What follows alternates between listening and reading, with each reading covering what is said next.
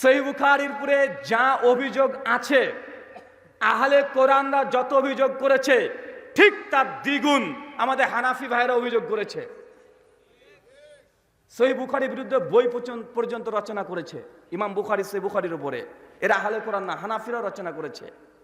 আহলে কোরআনদের আরেকটা দাবি যে সহিহ বুখারীর মধ্যে আছে যে কোনো এক সময় বানি ইসরায়েলের দুজন বাদর চেনেন? বাদর কি বলেন আপনারা? বাদরই তো বলেন নাকি? দুইজন বানর, তারা জেনা করছিল। কি করছিল কথা বলেন? জেনা করছিল।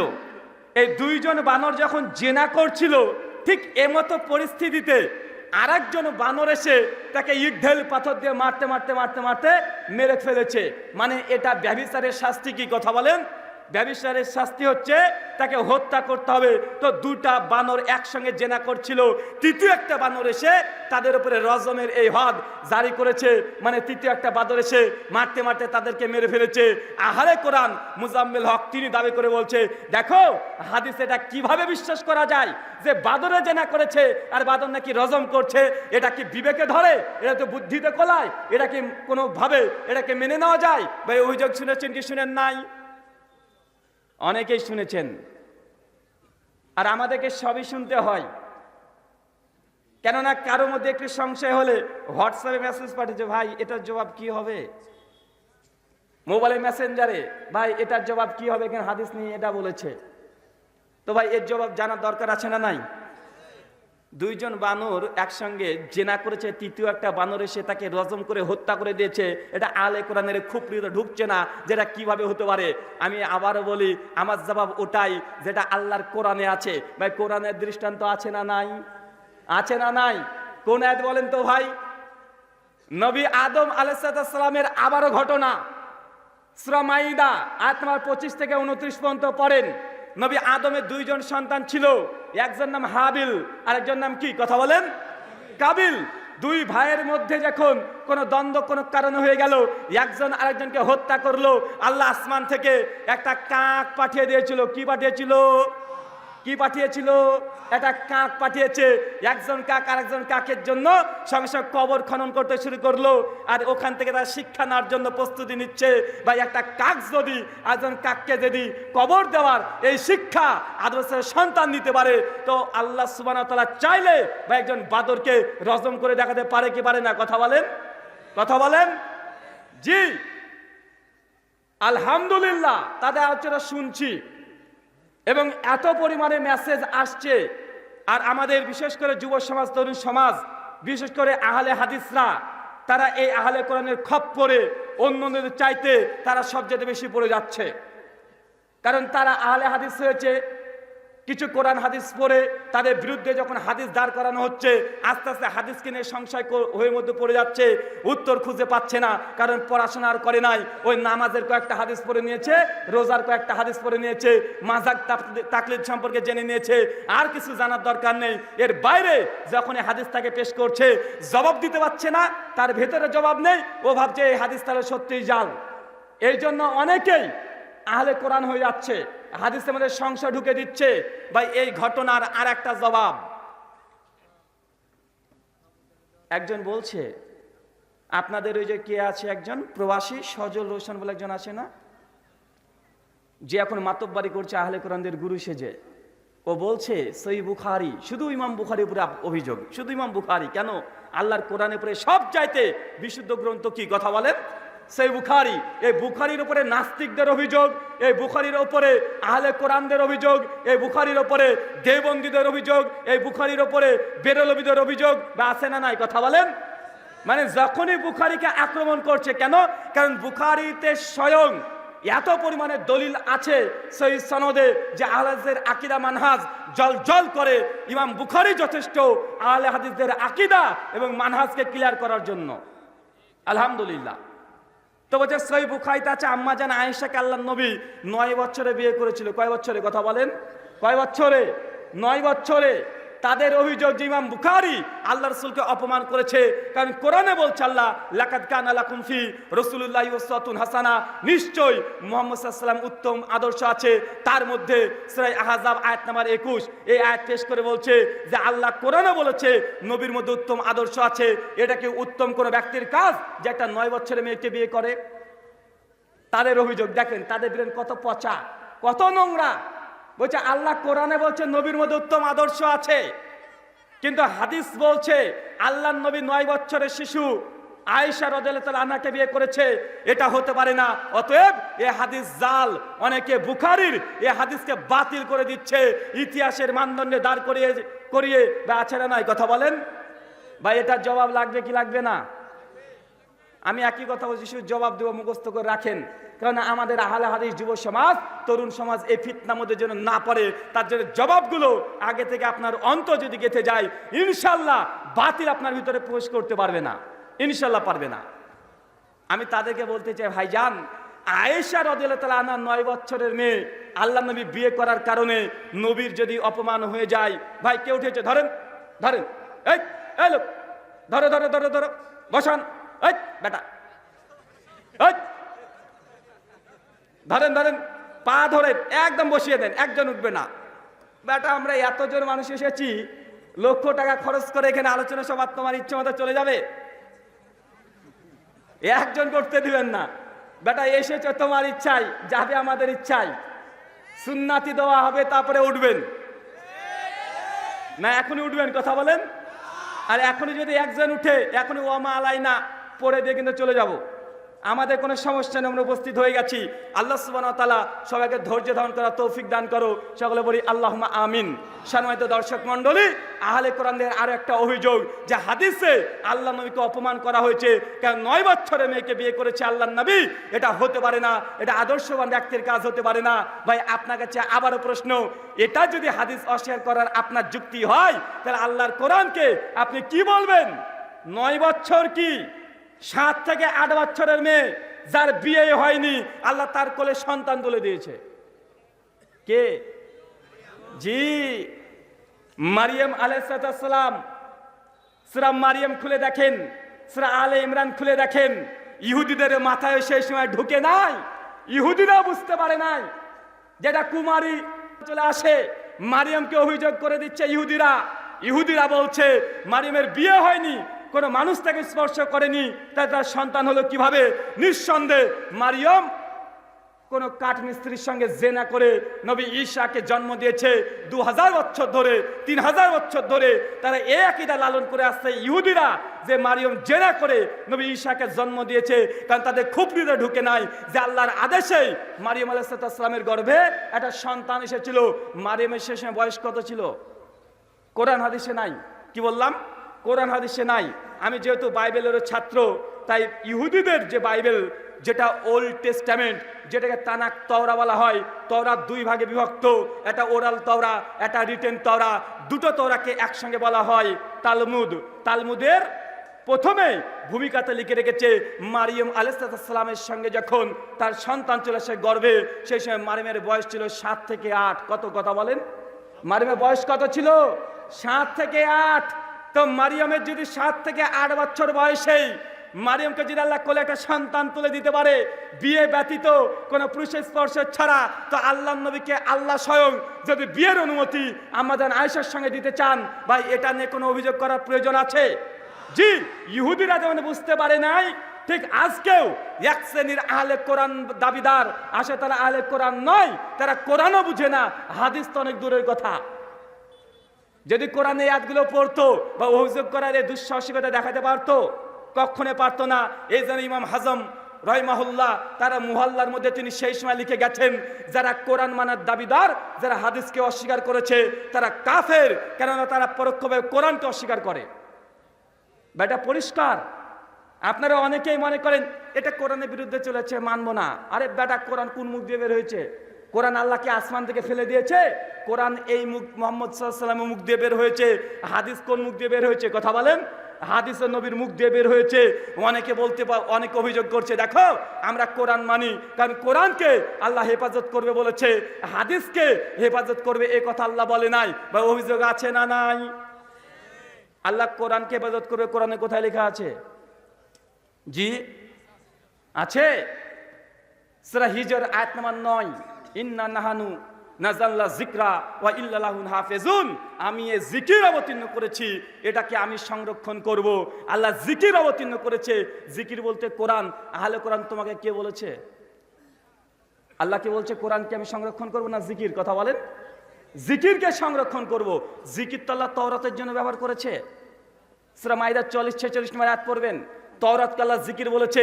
ইহুদি খ্রিস্টানরা এই আয়াতকে পেশ করে বলছে, দেখো আল্লাহ কোরআনে বলেছে জিকিরকে সংরক্ষণ করব, তো তাওরাতও জিকির, তাওরাত অবশ্যই সংরক্ষিত আছে। তার মানে বোঝা যাচ্ছে তাদের এই বুঝ সঠিক নয়। অবশ্যই আল্লাহ যে জিকির অবতীর্ণ করেছে, কোরআন অবশ্যই বিন্দু পরিমাণে সন্দেহ নেই। অবশ্যই মুহাম্মদ সাল্লাল্লাহু আলাইহি ওয়াসাল্লামের যে ওহী, যেটা ওহী গায়ের মাতলু, এটাকে আল্লাহ সংরক্ষণ করবেন কি করবেন না? কথা বলেন। এটাকেও সংরক্ষণ করবেন। যদি সংরক্ষণ না করে, কোরআনের অজস্র আয়াত আছে, যেসব আয়াতে বারবার আল্লাহ বলছে ইয়া আইয়ুহাল্লাযীনা আমানু, হে বিশ্বাসীগণ, আতিউল্লাহ, আল্লাহর আনুগত্য করো, ওয়াতি রাসূল, রাসূলের অনুসরণ করো। যদি নবীর হাদিসই না থাকে, আল্লাহ নবীর অনুগত্য অনুসরণ কিভাবে করবেন? কোরআনে আল্লাহর নবীর ব্যাপারে কিছু আলোচনা আছে, মাত্র 4 বার মোহাম্মদ নাম আছে, 1 বার আহমদ নাম আছে, তার ডিটেল কোনো কিছু বর্ণনা হয় নাই। আল্লাহ কোরআন মাজিদে শুধু ইয়া আইয়ুহাল্লাযীনা আমানু, ইয়া আইয়ুহান নাস এই শব্দ দিয়ে মানুষ জাতিকে আল্লাহ উদ্দেশ্য করে আদেশ, উপদেশ, নির্দেশ, হারাম হালাল এগুলো বর্ণনা করেছে। কোরআন থেকে হালাল হারাম এগুলো বুঝলাম, কিন্তু নবীর যে আনুগত্য করতে হবে এটা কিভাবে বুঝবেন? এখন যেটা হাদিসই না মানে, বলছে হাদিসই মানা যাবে না, মানে নবীর মুখের একটা কথা কোরআন মানবে, নবীর যে মুখ দিয়ে হাদিস বলেছে ওটা মানবে না। মানে এরা কত বড় মাথা মোটা, যার উপরে কোরআন অবতীর্ণ হলো তাকে মানার দরকার নাই, তা তুমি যেটা বুঝেছো সেটা আমরা কেন মানবো? কথা কি বোঝা যায় না ভাইজান? আল্লাহ নবীর উপরে কোরআন অবতীর্ণ হয়েছে, কার উপরে? আল্লাহ নবীর উপরে। তিনি কোরআন পড়ে যেটা বুঝেছে, তারা বলছে এই ব্যাখ্যা মানার দরকার নেই, মুহাম্মদ সাল্লাল্লাহু আলাইহি ওয়াসাল্লামের ব্যাখ্যা মানার দরকার নেই, বরং ওই মাতব্বারি করে ও যে কোরআন বুঝে, কোরআনকে পড়ে যা বুঝেছে ওই বুঝটা আমাদেরকে মানতে বলছে। ভাই বিবেকবান ব্যক্তি এই কথা মেনে নিতে পারে? কখনোই পারে না। সম্মানিত দর্শক মণ্ডলী, আপনাদের কাছে শুধু উদ্দেশ্য এটাই যে হাদিসের শত্রু অনেক দিক থেকে আছে। আর একটা অভিযোগ আছে হাদিসের উপরে, কি? হাদিস তো 200 বছর পরে এসেছে। হাদিস 200 বছর পরে এসেছে। ইমাম বুখারী হাদিস রচনা করেছে, তো হাদিস মানার দরকার নেই। ভাই এই আলোচনা এই জন্য করছি, আমাদের মানহাজ হচ্ছে আহলুল হাদিস, সালাফি মানহাজ। আমাদের নামের সঙ্গে হাদিস যুক্ত আছে না নাই? তাই কেউ যদি হাদিসের উপরে অভিযোগ করে, আশা করেন না কেউ জবাব দিবে। আহলে হাদিসদেরকেই তাদের এই বিরুদ্ধে যত রকমের হাদিসের বিরুদ্ধে অভিযোগ আছে, দায়িত্বকার জবাব দেওয়ার কথা বলেন কাদের? বেদাতিরা দেবে। ওরা পারলে তো ওই হাদিসকে জবাই করে। ওরা নবীজির লক্ষ লক্ষ হাদিসকে জবাই করেছে, কারণ হাদিসের উপর অভিযোগ করলে আহলে হাদিসকে জবাব দিতে হবে। আহলে হাদিসরাই জবাব দেয়, বা জবাব দেওয়ার দরকার আছে না নাই? কারণ বেদাতিরা অনেক হাদিসকে অস্বীকার করে শুধু মাযহাবের দোহাই দিয়ে। আহলে কোরআনরা হাদিসকে অস্বীকার করে কোরআনের দোহাই দিয়ে, শিয়ারা হাদিসকে অস্বীকার করে তাদের 12 ইমামের দোহাই দিয়ে। মানে সকলে হাদিসকে অস্বীকার করছে। আহলে হাদিস এমন একটা দল যে হাদিসের বিরুদ্ধে কেউ কখনো কোন এক সময় যদি অভিযোগ করে, তারা পাল্টা জবাব দিয়ে যেগুলো সহিহ হাদিস সেগুলোকে আলাদা করে দিয়েছে, যে জয়ীফ জাল সেগুলোকে আলাদা করেছে কি করে নাই? আল্লামা নাসিরউদ্দিন আলবানী জ্বলন্ত মুজিজা, যখন হাদিসের মধ্যে জল জৈব ঢুকে মানুষের মধ্যে একাকার করে ফেলেছে, মুজাদ্দেদ নাম নিয়ে ইমাম গাজ্জালি রাহিমাহুল্লাহ তার বিভিন্ন বইয়ে লক্ষ লক্ষ হাজার হাজার জাল হাদিস যখন ঢুকে গিয়েছে, আলবানী রাহিমাহুল্লাহ তার বইগুলো ঘেটে ঘেটে আলাদা সিলসিলা জাইফা বা রচনা করেছে কি করে নাই? এটা আহলে হাদিসদেরকে করতে হবে। তাই নবীর হাদিসের বিরুদ্ধে যত অভিযোগ আসবে আমাদের জবাব দেওয়া দরকার আছে না বেদাতিরা জবাব দেবে? কে দেবে? কথা বলেন। আপনাকে জবাব দিতে হবে, অবশ্যই আপনাকে জবাব দিতে হবে। ইমাম সুফিয়ান সাউরি রাহিমাহুল্লাহ আল মুতাফা 166 হিজরি, সেই আজ থেকে 1400-1300 বছর আগে বলে গেছে যে আসমানে যতগুলো আসমানে যা আছে সমস্ত কিছুকে রক্ষণাবেক্ষণ করার জন্য আল্লাহ সুবহানাহু নিযুক্ত করে রেখেছেন ফেরেশতাকে। আর এই জমিনে আল্লাহ নবীর সুন্নাতকে, ইসলামকে জীবন্ত রাখার জন্য, বিশুদ্ধ রাখার জন্য আল্লাহ সুবহানাহু ওয়া তাআলা যাদেরকে নিযুক্ত করেছেন তা হচ্ছে মুহাদ্দিসগণ, তা হচ্ছে আহলে হাদিসগণ। কারা কথা বলেন? ইসলামের যদি বিশুদ্ধ দেখতে চান বেদাতীদের কাছে পাবেন? কথা বলেন। কেউ আছে কবর মাজার নিয়ে ব্যস্ত আছে, ওটাই ধর্ম। কে বলছে 3 চিল্লা দাও জান্নাতে টুক করে ঢুকে পড়ো, আছে না নাই?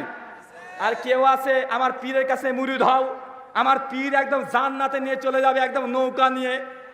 কেউ আছে যে না না এসব কিছু করার দরকার নেই, আমার খানকাতে চলে আসো, আমি তোমাদেরকে এমন এমন তাবিজ দেব যে তাবিজ পড়বা, অন্ধকারে হা হু করে জিকির করবা, তাহলে তুমি জান্নাত চলে যাবা। ভাই আছে না নাই? কথা বলেন। আছে। তাই আমরা বলি আমাদেরকে জবাব দিতে হবে। যারা অভিযোগ করছে যে হাদিস লেখা হয়েছে 200 বছর পর, ভাই এই অভিযোগ সঠিক নয়। হাদিস কেমন 200 বছর আগে লেখা হয় নাই, 200 বছর পরে লেখা হয় নাই। এখানে একটা শুভাঙ্করের ফাঁকি আছে, বা জানার দরকার আছে না নাই?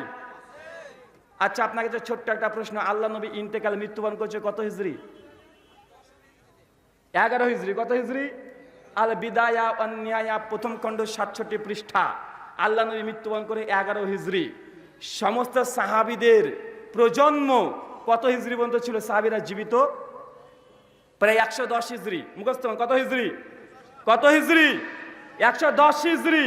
মানে সাহাবীরা অধিক পরিমাণে জন্ম, মানে তারা পৃথিবীতে জীবিত ছিল প্রায় 70 থেকে 80 হিজরি পর্যন্ত। অজস্র সাহাবীরা জীবিত ছিল। সর্বশেষ সাহাবী যিনি মৃত্যুবরণ করেছেন, মতান্তর আছে, আবু তুফাইল, যিনি 110 হিজরিতে মৃত্যুবরণ করে। তার মানে বোঝা গেল সাহাবীদের পিরিয়ড 110 হিজরি পর্যন্ত। কত হিজরি? যারা আহলে কোরআন তারা বলছে ইমাম বুখারী হাদিস প্রথম তৈরি করেছে। জি না, ইমাম বুখারী জন্মগ্রহণ করেছে 194 হিজরি, মৃত্যুবরণ কত? মৃত্যু কত? 256 হিজরি। তারা বলছে ইমাম বুখারী প্রথম হাদিস সংকলন করেছে। এই তথ্যটা ডাহা মিথ্যা কথা।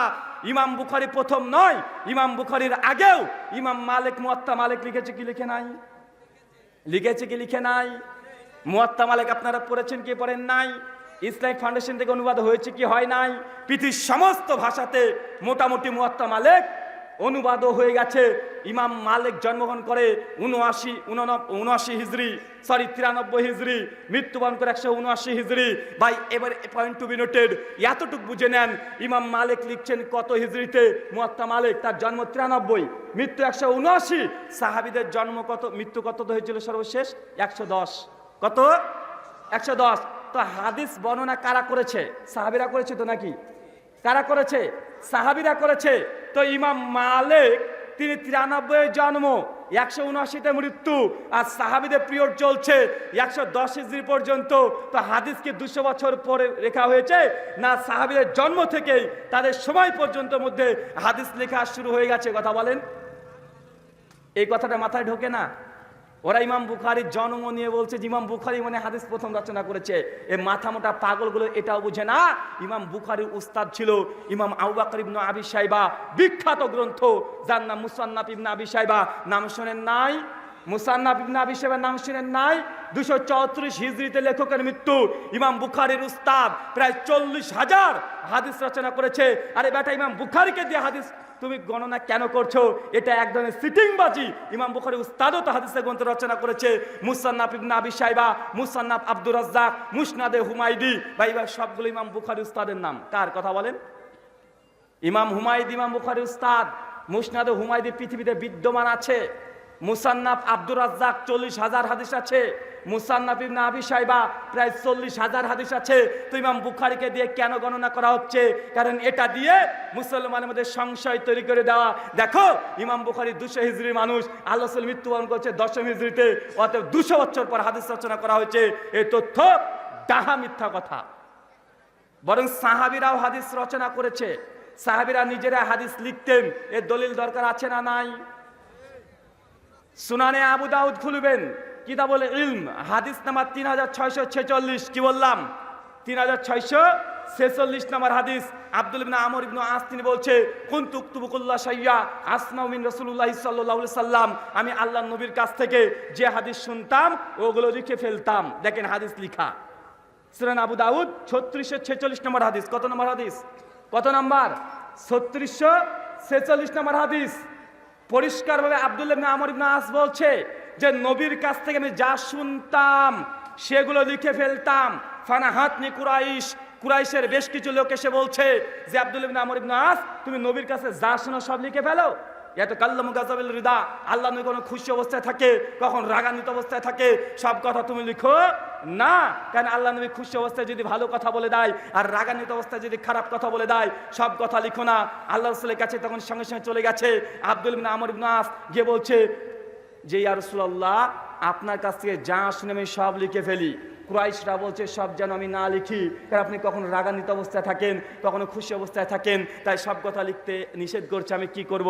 আল্লাহ রাসূল বলছেন আব্দুল্লাহ ইবনে আমর ইবনে আসকে, উক্তুব, তুমি লিখতে থাকো, ফাল্লাযী নাফসি বিহাদি মুহাম্মদ, সেই সত্তার কসম যার হাতে আমার প্রাণ আছে।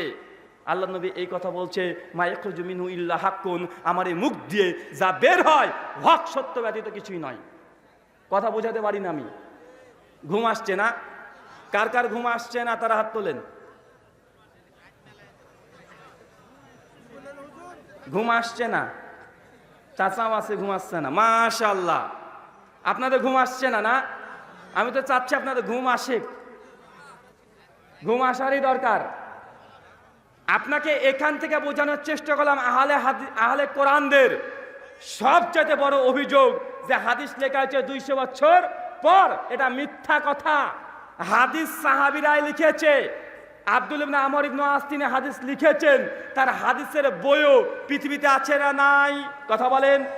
হাদিসের গ্রন্থের নাম কি? সাহাবী আব্দুল্লাহ ইবনে আমর ইবনে আসের সহিফায়ে সাদেকা।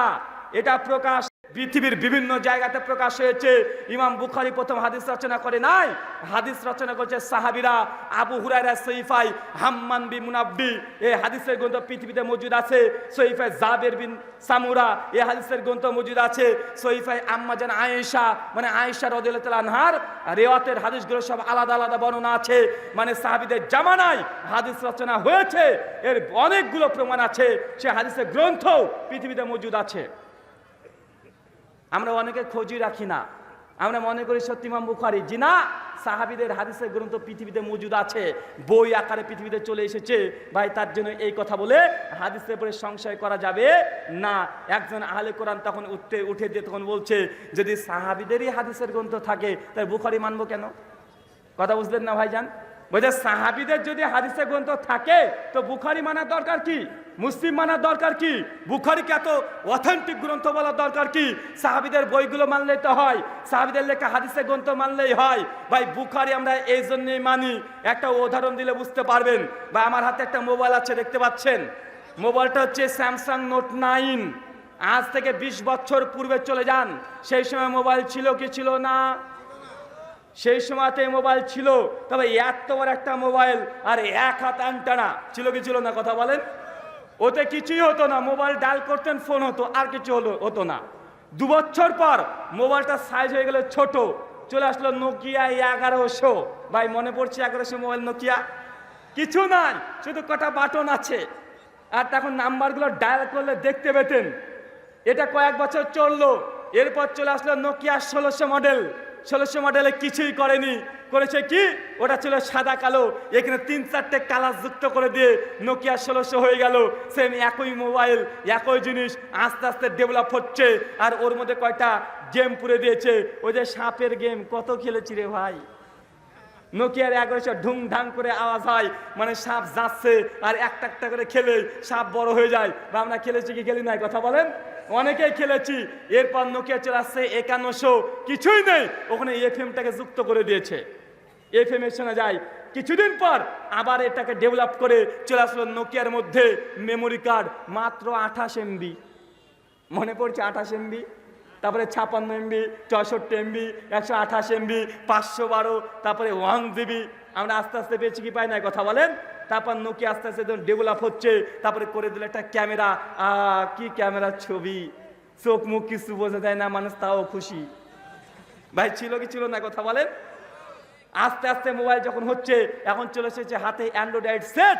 এখন ভাই বলেন তো, আমি যদি এই অ্যান্ড্রয়েড মোবাইলটা ব্যবহার করি, স্যামসাং নোট 9, তাহলে আমার ফেলে আসা কমপক্ষে 100টা ভার্সান আমার এই এক মোবাইলের মধ্যে এখন আছে না নাই কথা বলেন? আমার 100টা ভার্সন যতগুলো স্যামসাং এর ছিল, নোকিয়ার ছিল, ওই 1100 মডেল বলেন, 1600 বলেন, 5100 বলেন, 3100 বলেন, যত মডেল সব এখন এক মোবাইলে সমস্ত কাজ হয় কি হয় না? হয়। তো আমি যদি এই মোবাইলটা ব্যবহার করি, বাকি 100 ভার্সন ব্যবহার করার সমান হচ্ছে কি হচ্ছে না? অবশ্যই হচ্ছে।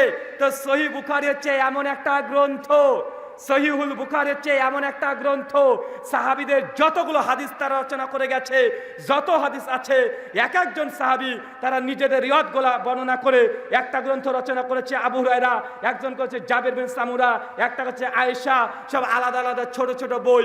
ইমাম বুখারী করেছেন কি সমস্ত হাদিসগুলোকে, সমস্ত রাবীর বর্ণনাগুলোকে, সমস্ত সাহাবীর বর্ণনাগুলোকে তিনি একটা বই আকারে বেঁধে দিয়ে মানুষকে স্যামসাং নোটের মতো উপহার দিয়েছে। কথা বুঝাতে পারিনি?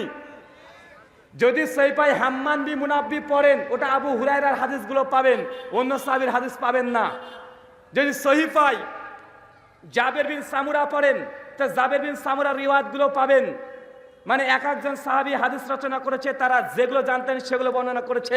ইমাম বুখারী করেছে কি সমস্ত সাহাবীর হাদিসগুলোকে তিনি একটা বই আকার দিয়ে অধ্যায় রচনা করে করে, বিষয় ভিত্তিক অধ্যায় রচনা করে করে এক বইয়ের মধ্যে সমস্ত সাহাবীদের রিওয়ায়াতকে, হাদিসকে এক কাঠা করেছে।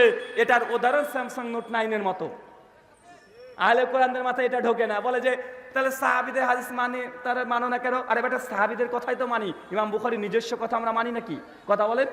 ইমাম বুখারীর নিজস্ব কথা মানি না? ইমাম বুখারী যে হাদিসগুলো সাহাবী থেকে বর্ণনা করেছে সেগুলো আমরা বর্ণনা করে থাকি, সেগুলো আমরা মেনে থাকি। আল্লাহ সুবহানাহু ওয়া তাআলা এই কথাগুলো তুমি বোঝার তৌফিক দান করো, সকলে পড়ি আল্লাহুম্মা আমিন।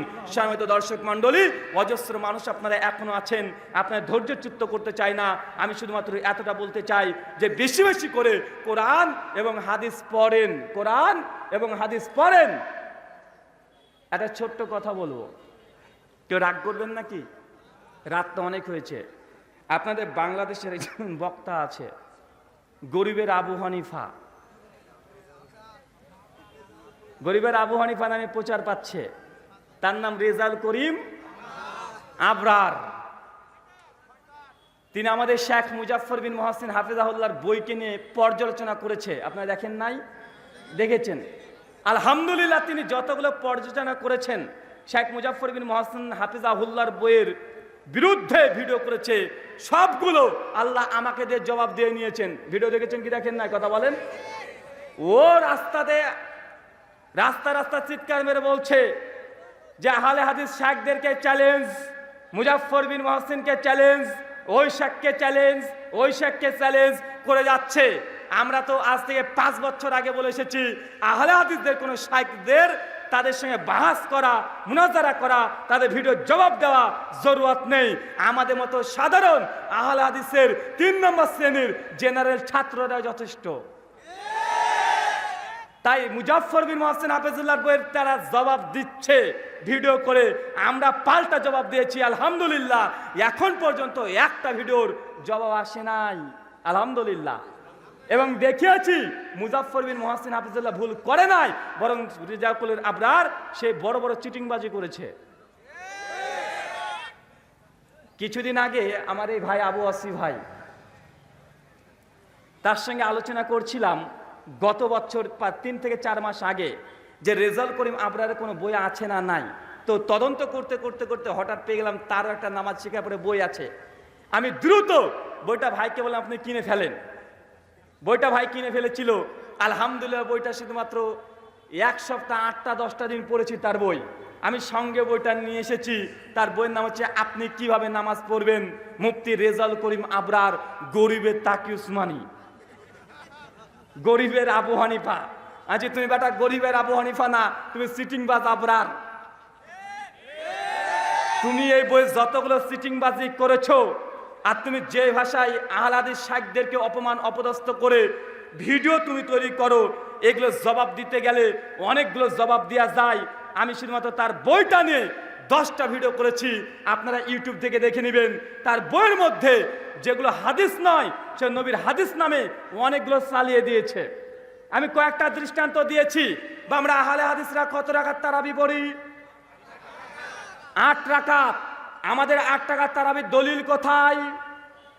সহিহ বুখারী 2013 নম্বর হাদিস, কিতাবুস সালাতুত তারাবি, ইমাম বুখারী বাব রচনা করে দিয়েছে। আমাদের আয়েশা বর্ণনা করেছেন যে রমাদান ওলাফি গয়রিহি আলা ঈদ আশারা রাকা, আল্লাহ নবী রমজান মাস এবং রমজান মাস ব্যতীত 11 রাকাতের বেশি তিনি পড়তেন না। এটা তারাবির হাদিস তিনি বর্ণনা করেছেন ইমাম বুখারী, তিনি অধ্যায় রচনা করেছেন কিতাবুস সালাতুত তারাবি।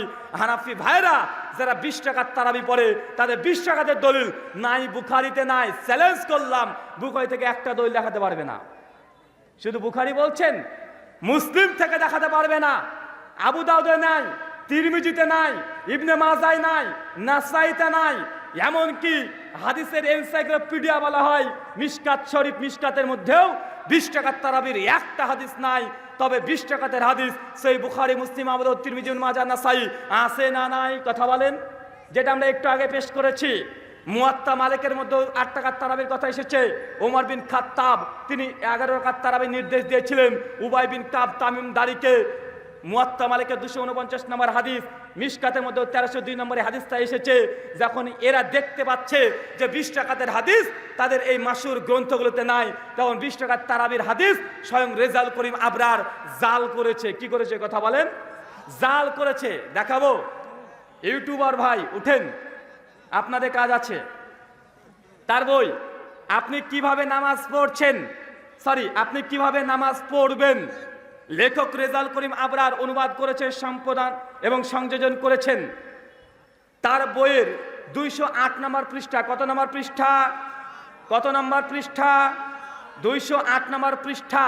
20 টাকার তারাবির দলিল এই 6টা সহিহ গ্রন্থ থেকে, সুনান আরবা সহ সহিহাইন থেকে দিতে না পারার কারণে রেজাল করিম আবরার সিটিংবাজ, তিনি একটা সরাসরি হাদিসকে জাল তৈরি করে দিয়েছে। এই দেখেন সেই হাদিস, তার বইয়ের 208 নম্বর পৃষ্ঠা, পৃষ্ঠা নাম্বার 384, পৃষ্ঠা নাম্বার 384, হাদিস নাম্বার 384, পৃষ্ঠা নাম্বার 208। হাদিসটা পড়বো, যারা আছে জুম করে নিক আগে, কারণ এটা ইউটিউবে যাবে, ইউটিউবে যাবে। আর বুকে যদি দম থাকে আমার এই ভিডিওর জবাব যেন একটা বাক্য খুলেব। বেটা তুমি কাকে বলো দাজ্জাল? তুমি চিটিংবাজ। তুমি আমাদের শেখদেরকে বলছো যে আব্দুর রাজ্জাক এই ভুল করেছে, মুজাফফর বিন মুহাসিন এই ভুল করেছে। বেটা তোমার বই যে জাল তৈরি করেছে তুমি হাদিস। দর্শক মন্ডলী, এমন হাদিসকে জাল করেছে ভাবতে অবাক লাগে। আল হাদিসের বাচ্চার কাছে এই হাদিস জালগুলো চোখে চলে আসে। দেখেন একটা হাদিস নকল করেছে হযরত হাসান রাহিমাহুল্লাহ থেকে বর্ণনা। ওমর ইবনে খাত্তাব লোকেদের উবাই বিন কাবের ইমামতিতে একত্রিত করলেন আর তিনি 20 রাকাত তারাবি পড়াতেন। কত রাকাত? কথা বলেন। 20 রাকাত। ফুটনোটে লিখেছে 463 নম্বর ফুটনোট। লেখার পরে এখানে বলছে সুনান আবু দাউদ হাদিস নাম্বার 1429। কত বলেন? বলছে ওমর বিন খাত্তাব রাদিয়াল্লাহু তাআলা আনহু উবাই বিন কাবকে আদেশ করেছিলেন তারাবির রাকাত পড়াতে, আর উবাই বিন কাব 20 রাকাত তারাবি পড়তেন। দলিল দিয়েছে আবু দাউদ 1429 নম্বর হাদিস। চিটিংবাজ আবরার এই হাদিস আবু দাউদেই নাই, এই হাদিস আবু দাউদেই নাই। আপনাদের কাছে ইসলামিক ফাউন্ডেশন আবু দাউদ আছে, এখনই 1429 এখনই সার্চ করেন, এখনই দেখে নেন। বৈরত প্রকাশনী আবু দাউদ আছে, এখনই খুলে এখনই দেখে নেন। মাকতাবায়ে শামিলার মধ্যে আবু দাউদ আছে, বেশ 3-4টা নুসখা, ওখানেও নেই। 20 টাকার তারাবির কথা নেই। শাইখ শুআয়ব আরনাউত হানাফিদের বড় মুহাক্কিক, তার সুনান আবু দাউদের নুসখা প্রকাশ হয়ে গেছে। তার মধ্যেও 1429 নম্বর হাদিসে হাসান থেকে 20 টাকার তারাবির কথা নেই। আসলে হাদিসটা ছিল কি জানেন? আবু দাউদ খুলেন এখনই পেয়ে যাবেন। এখানে আছে ইসাল্লিলাহুম ইশরিনা লাইলাতান, মানে ওমর বিন খাত্তাব উবাই বিন কাবকে তারাবির আদেশ দিয়েছিলেন। উবাই বিন কাব 20 রাত্রি নামাজ পড়েছে। কত রাত্রি? কথা বলেন। 20 রাত্রি। ইশরিনা লাইলাতান, লাইলা মানে কি? লাইল মানে কি? রাত। তো ইশরিনা লাইলাতান মানে 20 রাত্রি উবাই বিন কাব তারাবির নামাজ পড়েছে। এখন লাইলাতান এই শব্দ কাট করে রেজাল করিম আবরা সিটিংবাজ ও করে দিয়েছে রাকাতান, মানে 20 রাকাত নামাজ পড়েছে। দলিল দিয়েছে সুনান আবু দাউদ ও সব সময় বলে যে আমার দাদা উস্তাদ এই, আমার দাদা উস্তাদ এই তাহকিক করেছে, এই তালিক করেছে। শেখ সোহাইব আরনাউত গোটা বিশ্ব জগতের মধ্যে সব চাইতে আলবানির চাইতেও নাকি শ্রেষ্ঠ মুহাদ্দিস। আমি রেজাউল করিম আবরারকে চ্যালেঞ্জ করলাম, আবু দাউদ সোহাইব আরনাউতের তাহকিক তালিক সহ আছে, তার আবু দাউদ খুলে দেখেন, ওই আবু দাউদের মধ্যেও ইশরিনা লাইলাতান আছে, 20 রাত্রি নামাজ পড়েছে, কিন্তু সিটিং বাজ করে দিল 20 রাকাত নামাজ পড়েছে। ভাই এরা নাকি আবার আহলে হাদিসদের ভুল ধরতে আসে। হাদিসকে জাল করেছে বেটা তুমি, হাদিসকে জাল করে আবার মুজাফফর বিন মুহসিনের উপরে কত অভিযোগ, কত রকমের ভাষা খারাপ করে তারা কথা বলছে। আর একটা হাদিস দেখাবো যে হাদিস জাল করেছে, নির্ভেজাল জাল। চ্যালেঞ্জ করতে পারেন রেজাউল করিম আবরার যদি দম থাকে বুকে, আমার সঙ্গে 5টা মিনিট বসে দেখুকো। ও সবসময় বলে না আহলে হাদিসদের কোন বাপের বেটা নাকি জন্মগ্রহণ করেনি, তার সামনে বসে যেন প্রমাণ করে আরে বেটা আহলে হাদিসের বাপের বেটা কি। আমি নিজেই ওর সঙ্গে 5 মিনিট বসে দেখাতে চাই, ওকে যদি উলঙ্গ করে দলিলের আলোকে ছেড়ে দিতে না পেরেছি, জিন্দেগিতে মুখে মাইক লাগাবো না। এটা আমার গর্ব করা নয়, এটা আমি অহংকার করে বলছি না। আমি তার সম্পর্কে তার গবেষণা, তার বক্তৃতা, তার আলোচনা শুনে স্টাডি করে বলছি রেজাউল করিম আবরার সিটিং বাজক কাকে খেলা শিখাচ্ছে। আর ওই ফিল্ডের অনেক পুরাতন খেলোয়াড়, আমরা অনেক পুরাতন খেলোয়াড়। ইখতিলাফি মাসআলা নিয়ে 2015 থেকে কাজ করে আসছি, 2019 পর্যন্ত ইখতিলাফি মাসআলা নিয়ে আলোচনা করেছি। গলিতে গলিতে চ্যালেঞ্জ দিয়ে মুকাল্লিদদের অনেকগুলো বাহাস মাজার আমার আছে, আপনারা দেখেছেন। তারপরে 3 বছর আমি আলোচনা করি ইখতিলাফি মাসালার উপরে, কিন্তু রেজাউল করিম আবরার যে সোশ্যাল মিডিয়াতে আহলে হাদিসদের মাসালাকে নিয়ে উল্টোপাল্টা মন্তব্য, আহলে হাদিসদের শাইখদেরকে বিরূপ মন্তব্য করছে, এর জন্য আবারও ওই পুরাতন দিনের আলোচনাগুলো নতুন করে আলোচনা করার সুযোগ করে দিচ্ছে। আসেন তার বই পৃষ্ঠা নাম্বার 95, কত বললাম 95। রেজাউল করিম আবরার যতগুলো বক্তৃতা শুনেছি সবচেয়ে বেশি আলোচনা করে হাত কোথায় বাঁধবেন এটা নিয়ে। কি বিষয় নিয়ে? হাত নাভির নিচে না নাভির ওপরে। একটা আলোচনা শুনিয়ে দিই, নাহলে শান্তি পাচ্ছি না। একটা আলোচনা শুনিয়ে দিই রে বাবা, নচেত কেমন কেমন যেন লাগছে আলোচনা না শোনালে। আরে বাবা আপনার এখানে তো নেটও নাই, কিভাবে যে শোনাই তাহলে? নেটও নাই, মানে আলোচনাগুলো শোনানোর প্রয়োজন ছিল, তবে নেটগুলো আমি অন করছি, যদি পাওয়া যায় তো রেজাউল করিম আবরারের ভাগ্যটা খারাপ, আর যদি না পাওয়া যায় তাহলে ওর ভাগ্যটা বেশ ভালোই। তো যাই হোক, এখানে নেটে যুক্ত হচ্ছে না। তো যাই হোক, আমি সংক্ষিপ্ত বলি, সবচেয়ে বেশি আলোচনা করছে কি নিয়ে? বুকের উপরে হাত বাঁধতে হবে না নাভির নিচে। কিছুদিন আগে কখনো এইভাবে, কখনো এইভাবে, কখনো এইভাবে আলসে হাত বাঁধে। ভাই দেখিয়েছি কি দেখাই না? কথা বলে। ওই বক্তৃতার মধ্যে বলেছে যে আহলে হাদিসের কোনো ব্যক্তি যদি দেখিয়ে দিতে পারে বুকের উপরে হাত বাঁধা কোনো এক সাহাবী হাত বেঁধেছে, তাহলে নাকি সে আহলে হাদিস হয়ে যাবে। সত্যি যদি আমরা তুমি চিটিংবাজ না হয়ে থাকো, আমরা দলিল একাধিকবার দিয়ে দিয়েছি। ইমাম মুনজিরির কিতাবুল আউসাত থেকে 2য় খণ্ডের মধ্যে আলী বিন আবি তালেবের আমল বর্ণনা আছে। সাহাবী আলী বিন আবি তালেব তিনি আলা সাদরিহি বুকের উপরে হাত বেঁধে নামাজ পড়তেন। আমি এর আগেও দেখিয়েছি। এখন পর্যন্ত আহলে হাদিস হয়নি, তাকে চিটিংবাজ ছাড়া কি বলবেন? ও দেখতে চেয়েছে একজন সাহাবীর। আমি আলী বিন আবি তালেবের আমল দেখিয়েছি, সহিহ সনদে দেখিয়েছি। হয় এই হাদিসকে জাল প্রমাণ করো, জয়ীফ প্রমাণ করো, নচেত তুমি যেমন কথা বলেছো তুমি আহলে হাদিস হয়ে যাবে, তো আহলে হাদিস হয়ে যাও, বুকের উপরে হাত বেঁধে নামাজ পড়ো। এটা খুব কঠিন কাজ না, তোমার বউ বুকের উপরে হাত বেঁধে নামাজ পড়ে। ও বলছে আহলে হাদিসের কোনো বাপের বেটা নাকি জন্মগ্রহণ করে নিজের সঙ্গে বসতে পারবে আর ওর মাসালাকে ভুল প্রমাণ করবে। আরে ভাই বাপের বেটা কি? আমি জবাব কালকেও বলেছিলাম যে বাপের বেটা দরকার নেই। তোমার বাপ একটা জন্ম দিয়েছে, তোমার যে বোন আছে তোমার বোন তোমার মাসালাকে ভুল প্রমাণ করে দিয়েছে। মানে এই জবাবটা বুঝতে পারিনি মনে হলো। আমার সূরা ফাতিহা শুদ্ধ হয় না। আমি রেজাউল করিম আবরার সহ গোটা হানাফিদেরকে বলবো, যারা আমার ফাতিহা নিয়ে, আব্দুর রাজ্জাক ফাতিহা পারে না পড়তে সঠিকভাবে, ব্রাদার রাহুল পারে না, ঘুরে ফিরে ওই গর্তে পা দেয়। আমি তাকে আরবি মাকতুতান পড়তে দেবো 1 পৃষ্ঠা। যদি বাপের বেটা হয়ে থাকে আমার সামনে 1 পৃষ্ঠা মাকতুতান আরবি পড়বে। মাকতুতান আরবি বুঝেন? মানে ইমাম বুখারী সহিহ বুখারী নিজের হাতে লেখা, জাবাজের পেস্ত দূরে কথা, নুকতাও নাই। কথা বুঝেন নাই ভাইজান? তাফসিরে জারির ইবনে তাবারি, ইমাম তাবারি যখন আরবিতে তাফসির তাবারি লিখেছিল, জাবাজের পেস্ত দূরের কথা, নুকতাই নাই, কোনটা সিন কোনটা শিন আপনি বুঝতে পারবে না। 1 পৃষ্ঠা পড়ে দেখাও। কিছুদিন আগে আমার সঙ্গে একজন হানাফি মুকাল্লিদ, আমার ফেস টু ফেস জানতে চাই জনতা প্রোগ্রাম করছিলাম, একজন উঠে চলেছে আমাকে, আমি আরবি পড়েছি, একটা হাদিসের ইবারত পড়েছি, আমার ইবারতের মধ্যে একটু ভুল হয়েছে, ওটার পিছনে দৌড়তে শুরু করেছে। আমাকে বলছে আপনি আরেকটু পড়েন। আজ ভাই আমার যতটুকু দরকার ততটুকু পড়ে ফেলেছি। বলছে আরেকটু পড়েন। আজ বেটা তুই যদি আরবির এত পণ্ডিত হোস, সংসারটা মাকতুতান আরবি বের করেছি, মানে মুসান্নাফ ইবনে আবি শাইবার হাতে লেখা নুসখা, মানে হাতে লেখার আছে 1 লাইন পর, 1 পৃষ্ঠা না, 1 লাইন পরে অনুবাদ কর তোর বাপের যদি ক্ষমতা থাকে। ও বেটা ওখানেই কাত। কারণ তুমি আবার বলছে যে নেড়া আরবি পড়তে পারবে না, জাবাজের বিহীন আরবি পড়তে পারবে না। আরে বেটা, জাবাজের পেশ যেমন পরে সংযোজন হয়েছে, এই নুক্তাগুলা কি আগে ছিল না পরে সংযোজন হয়েছে? কথা বলেন। নুক্তাবিহীন যদি আরবি দিই, রেজাউল করিম আবরার কেন ওর 14 গোষ্ঠী শুদ্ধ 1 লাইন পরে অনুবাদ করার ক্ষমতা নাই। এটাই বাস্তব, পারবে না। আল্লাহ সুবহানাহু ওয়া তাআলা এই সবগুলো থেকে আমাদেরকে হেফাজত করো, সকলে পড়ি আল্লাহুম্মা আমিন। সম্মানিত দর্শক মণ্ডলী, আমি আর একটা বিষয় দেখাবো। তার বইয়ের 95 নম্বর পৃষ্ঠায় তিনি নাভির নিচে হাত বাঁধতে হবে এই মর্মে হাদিসকে একটা জাল তৈরি করেছে। হাদিস কিন্তু জাল নয়, হাদিস নিজেই জাল তৈরি করেছে।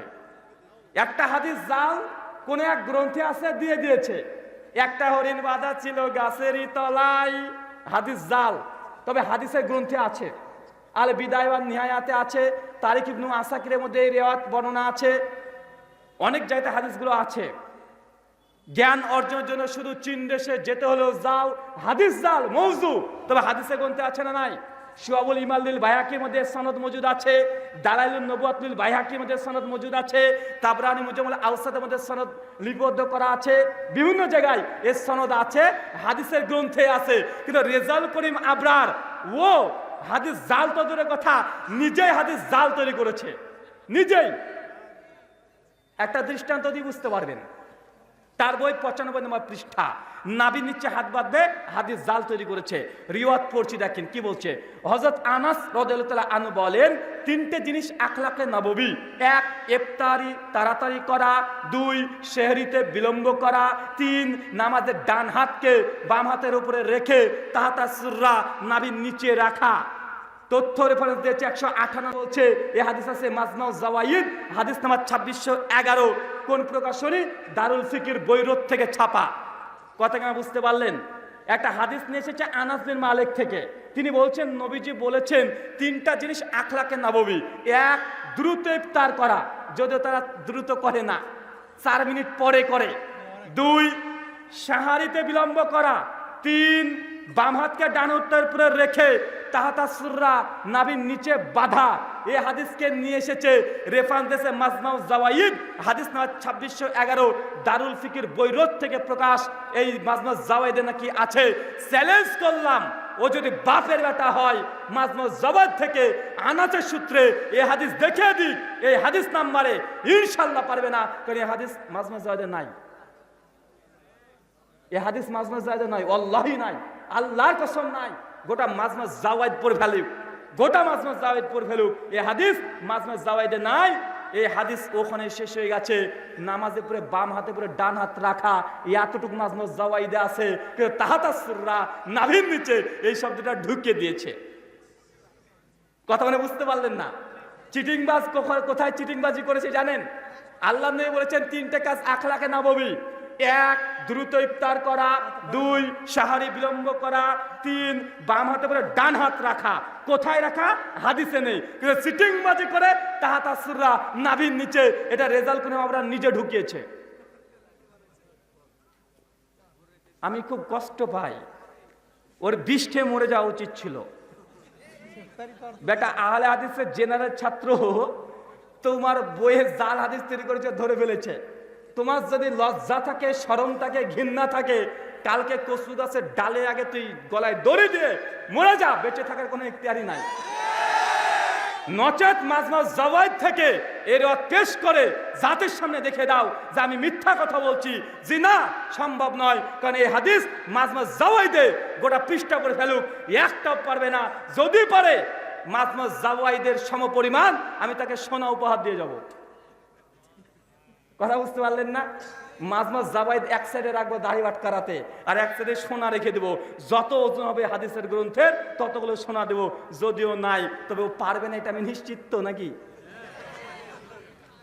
ও পারবে না এটা নিশ্চিত। এই জন্য তাকে চ্যালেঞ্জ করেছি, ওয়াল্লাহি এই হাদিস টাটকা জাল তৈরি করেছে। সত্যি যদি বাপের বেটা হয়ে থাকে, ওর ভাষাটাই বললাম, ও যেভাবে বলে তুমি এই মাজমা জাওয়াইদ থেকে হাদিস দেখে দাও। মানুষ মনে করছে যে দেখো আমাদের আবরার গরিবের তাকি উসমানী, শুধু এই হাদিসে আছে, এই হাদিস এই লেখক এত সালে মৃত্যু, এইভাবে বলে দিয়ে প্রকাশনীর নাম নিয়ে ডাহা ডাহা মিথ্যা কথা লিখেছে। আল্লাহ সুবহানাহু ওয়া তাআলা তুমি তাকে হেদায়েত দান করো, সকলে পড়ি আল্লাহুম্মা আমিন। সম্মানিত দর্শক মণ্ডলী, আমি এই জন্য বলেছিলাম যে আমার সঙ্গে বিশেষ করে ইখতিলাফি মাসালা নিয়ে তারা বসতে চায় না। তার মূল কারণ যে তাদের এই বইগুলোতে কোথায় কোথায় জালিয়াতি আছে।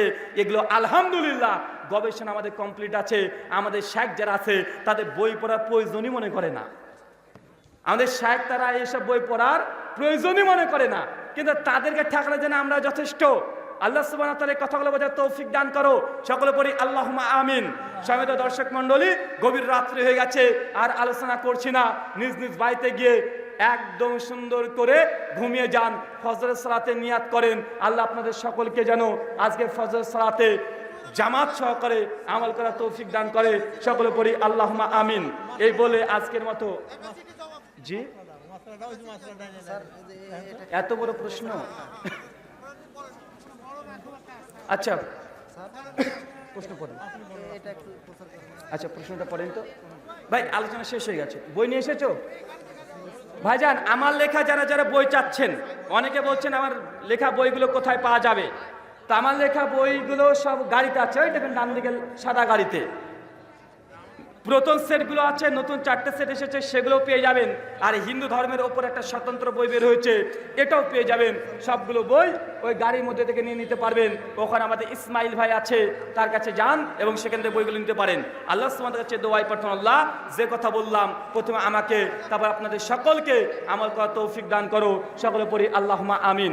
আমার মধ্যে যারা অসুস্থ, আল্লাহ সুবহানাহু ওয়া তাআলা তুমি আশ-শাফি, তুমি সুস্থতা দানকারী, তুমি আমাদেরকে শেফাই কুল্লিয়া দান করো, সকলে পড়ি আল্লাহুম্মা আমিন। এই বলে আজকের মতো আলোচনা এবং প্রশ্ন উত্তর কি না সময় শেষ, সব উঠে পড়েছে। আজকের মতো আলোচনা এবং প্রশ্ন উত্তর শেষ করলাম। ওয়ামা আলাইনা ইল্লাল বালাগ। আসসালামু আলাইকুম ওয়া রাহমাতুল্লাহি ওয়া বারাকাতুহু। নামের আগে ব্রাদার সম্পর্কে বলবেন। ভাই এই প্রশ্ন উত্তর অনেকবার দিয়েছি। ব্রাদার সিরাজুর রহমান সম্পর্কে কিছু বলেন। ভাই এই প্রশ্ন উত্তর অনেকবার দিয়েছি। ইউটিউবে চলে যান, লিখেন নামের আগে ব্রাদার কেন ব্যবহার করি, অনেক ডিটেল আলোচনা পেয়ে যাবেন। 2, আবু তাওয়া আদনানের বক্তৃতা শোনা যাবে কি যাবে না, এই প্রশ্নের উত্তর ইউটিউবে দেওয়া আছে।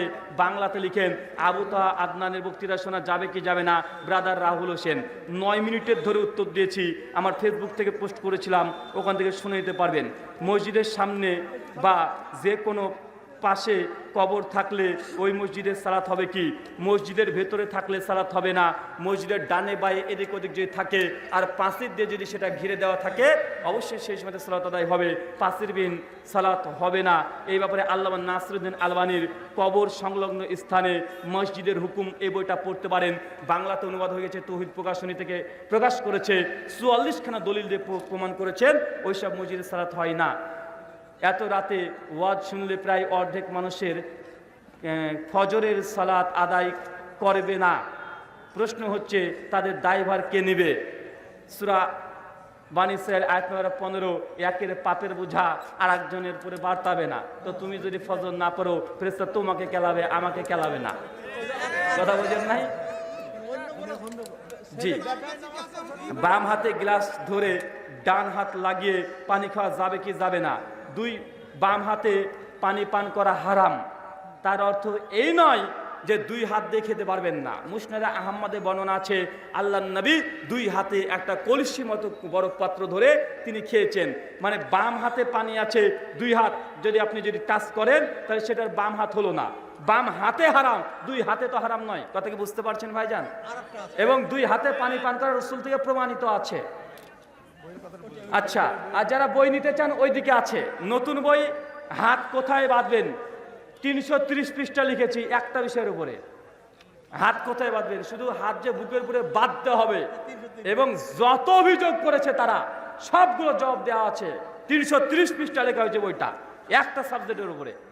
প্রায় 1000-এর উপরে রেফারেন্স দেওয়া আছে, 250-এর উপরে যারা তাদিল কিতাবের রেফারেন্স দিয়ে পূর্ণ করা আছে।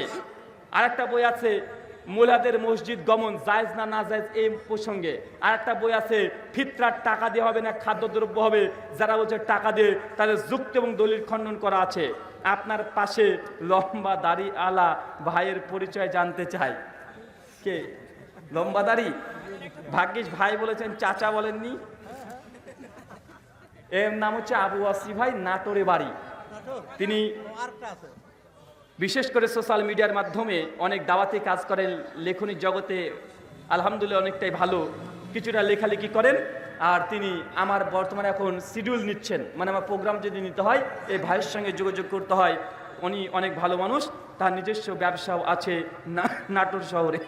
যাই হোক, আলোচনা করে শেষ হবে না রে ভাই, আমার এমনি ভেতরটা শেষ।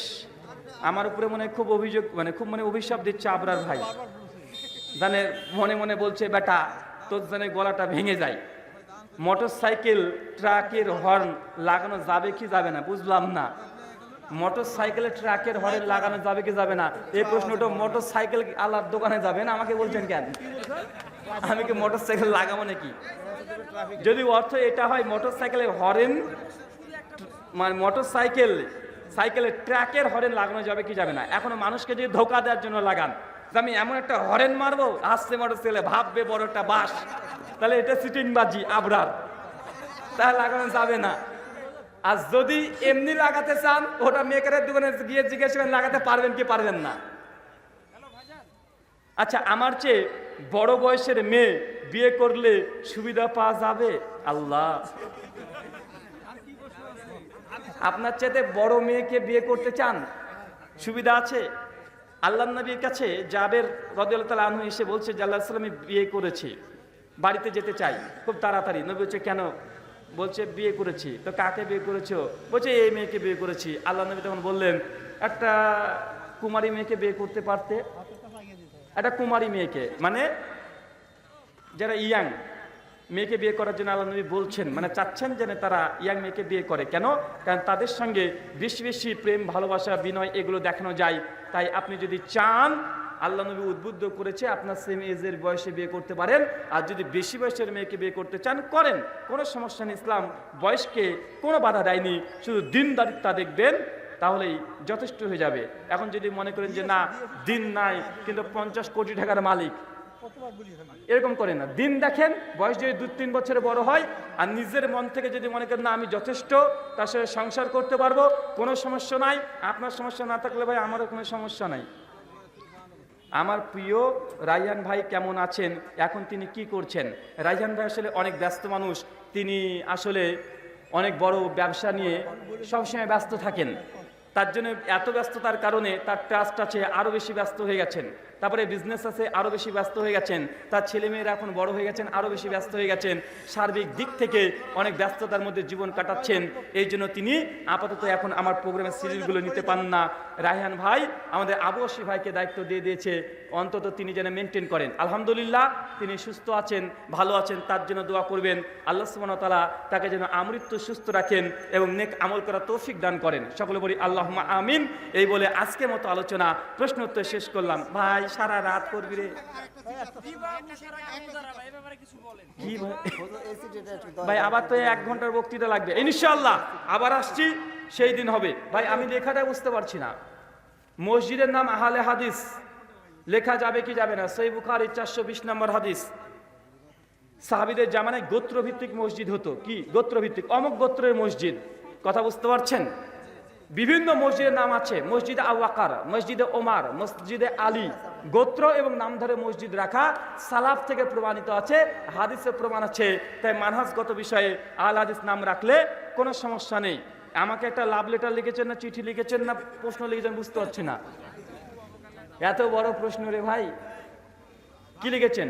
কোন এক তাফসিরুল কোরআন মাহফিলে প্রধান আলোচক জেহেরি সালাতে আমিন বলা প্রসঙ্গে, তারপরে কি বলেন, ইমাম জোরে আমিন বললে আপনারা আমিন বলবেন, আর ইমাম না বললে আপনারা আমিন বলবেন না, আপনারা বলবেন না। উক্ত আলোচকের এই আলোচনা সঠিক কিনা? ভাইজান প্রশ্ন করেছেন, কোন এক বক্তা বলেছে ইমামের আনুগত্য করবেন, এই জন্য ইমাম যদি জোরে আমিন বলে আপনারা বলবেন, ইমাম যদি আসতে বলে তাহলে আর বলার দরকার নেই, কেন এটাতে ফিতনা হবে। এটা হচ্ছে মধ্যম পন্থা, তারা বলেছে। আসলে এটা মধ্যম পন্থা না, এরা সুন্নাতকে দমানোর চেষ্টা করছে। কারণ তারাও জানে অধিকাংশ এলাকার মসজিদ হচ্ছে হানাফি ভাইদের, তারা জোরে আমিন বলে না, তাই আহলে হাদিস তোরা যে জোরে আমিন না বলিস তার জন্য একটা চক্রান্ত করছে। ভাই মনে হবে ইমাম যদি কোনো সুন্নাত পালন না করে আপনি কি সুন্নাত পালন করবেন না? কথা বলেন। ইমাম সাহেব দাড়ি রাখেনি, দাড়ি ছোট ছোট কেটেছে, এখন মুক্তাদিকে দাড়ি কেটে কি লাইনে দাঁড়াবেন নাকি? ইমামের আনুগত্য তার অর্থ এই নয় যে ইমাম আসতে বলেছে বলে আপনি আসতে বলবেন। ইমামের আনুগত্য কোথায় করতে হবে? নবী বলে দিয়েছে। সেই মুসলিম 775 নম্বর 875 নম্বর হাদিস নবী বলে গিয়েছে যে ইমামের আগে রুকু করবে না, ইমামের আগে সিজদা দেবে না, রুকু সিজদা ইমামের আগে করা যাবে না। এ ব্যতীত যেসব সুন্নাহগুলো আছে, মুস্তাহাবগুলো আছে, মুবাহগুলো আছে, ইমাম না করলেও মুক্তাদির সবাই বেশি বেশি করে করবেন ইনশাআল্লাহ। সুন্নাহ প্রমাণিত হলে সুন্নাত উপরে আমল করবেন। কে করছে কে করছে না এটা দেখার দরকার নেই। তো ইমামের আনুগত্য রুকু আর সিজদা, কথা বুঝতে পারছেন? রুকু সিজদা আল্লাহ সুবহানাহু ওয়া তাআলা কথাগুলো বোঝার তৌফিক দান করো, আল্লাহুম্মা আমিন। এই বলে আজকের মতো আলোচনা শেষ করলাম। ওয়া মা আলাইনা ইল্লাল বালাগ। আসসালামু আলাইকুম ওয়া রাহমাতুল্লাহি ওয়া বারাকাতুহু। সুবহানাকাল্লাহুম্মা ওয়া বিহামদিকা আশহাদু আল্লা ইলাহা ইল্লা আনতা আস্তাগফিরুকা ওয়া আতুবু ইলাইক। আসসালামু আলাইকুম ওয়া রাহমাতুল্লাহ। শাইখ টাকা গো, টাকা টাকা টাকা নিয়ে যান।